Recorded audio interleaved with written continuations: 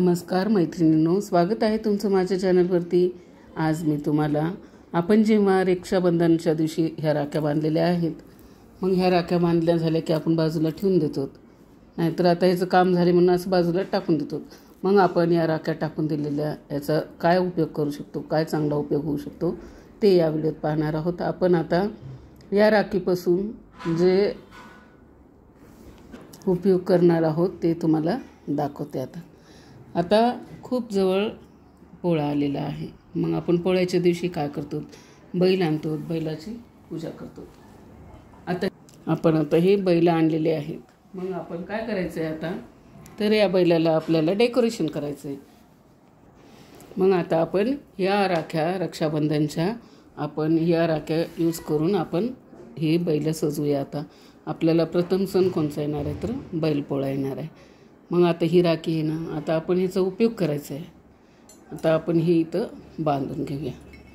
आपल्याला काय करायचं आहे, बैलाला सजवायचं आहे। अशा पद्धतीने आपण ही राखीचा उपयोग केलेला आहे। किती सुंदर दिसतात पहा बैल आपले।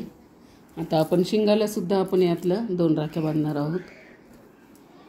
आता आपण यातली एक राखी घेऊन शिंगाला बांधणार आहोत अशा पद्धतीने।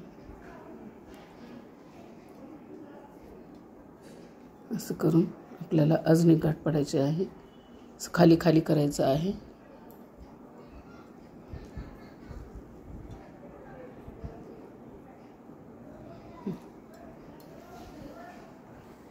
आता आपण दुसऱ्या ह्याला सुद्धा असंच बांधणार आहोत।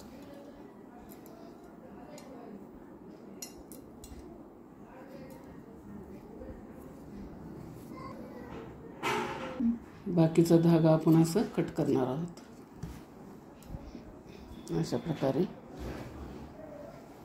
अशा प्रकारे आपण बैलाला छान सजवलेले आहे। शिंगाला 2 राख्या बांधलेल्या आहेत आणि इथं कपाळावर 1 राखी बांधलेली आहे। बघा किती सुंदर दिसत आहेत। आता हे आपण जे वस्त्र आणतो देवाला, हे पट्ट्या भरपूर शिल्लक असतात, अशा उरलेल्या असतात आपल्याला, त्याचा सुद्धा आपण बैलाला सजवण्यासाठी उपयोग करू शकतो। कसा पहा, ही पट्टी अशी इथं टाकायची आपल्याला पाठीवर बैलाच्या अशा प्रकारे, आणि ही अशी। आता हे होऊ नये म्हणून आपल्याला इथं एक राखी बांधायची आहे। अशा प्रकारे आपल्याला हे बैलाच्या पाठीवर अशी झूल टाकायची आहे, आणि ही राखी अशी ही कापड निघून जाऊ नये म्हणून इथे एक राखी बांधायची आहे आपल्याला अशी।